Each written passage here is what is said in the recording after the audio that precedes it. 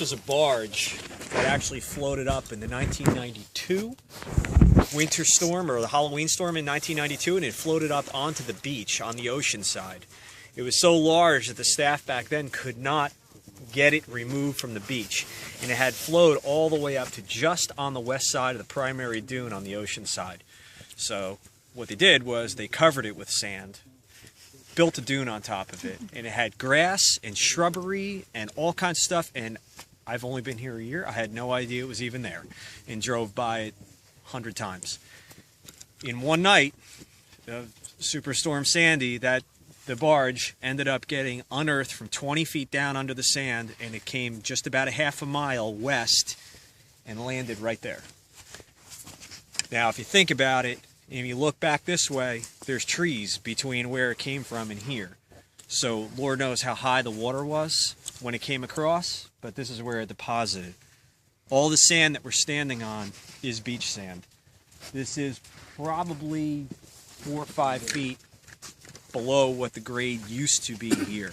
So this was just a funneling point of the biggest breach on the island was right here. And we're going to go from here and we'll go east across the road to show you where the water came through.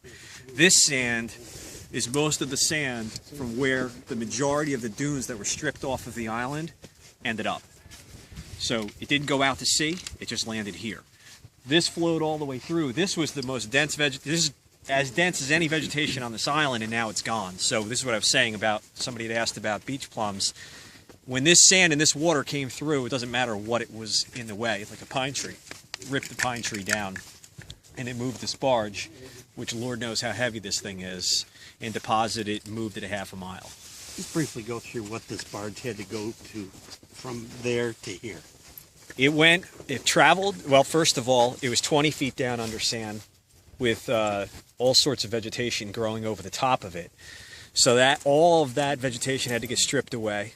All of that sand had to be stripped away. And then the energy of the ocean, which was just simply water, had lifted the barge out of the sand and pushed it a half a mile west across our road. It took up 2 enormous chunks of macadam right off the road, which is 6 inches thick, and there were a big piece of macadam that our crew has already moved that were tons, literally tons. And this scraped it across, and it must have floated over trees. No one watched it. We just found this the day after the storm, after it had moved a half a mile. Welcome to my world. I'm looking for a 10-second soundbite. How did it have to get from there to here, and what did it have to go through? It had to go through a half a mile of sand, a macadam road, and numerous trees. And how big is this craft, or was it? This is a historic barge. What it was originally, I really don't know, because this thing is old. It's very old. The timbers are 12 by 12 that they made the structure out of, and there is no sheathing on the boat anymore, meaning it doesn't have a skin. It's just the superstructure of what was a barge at one point. So I don't know what the weight is. I'd say it's approximately 40 feet long and 20 feet wide. Thanks. Okay, we're going to head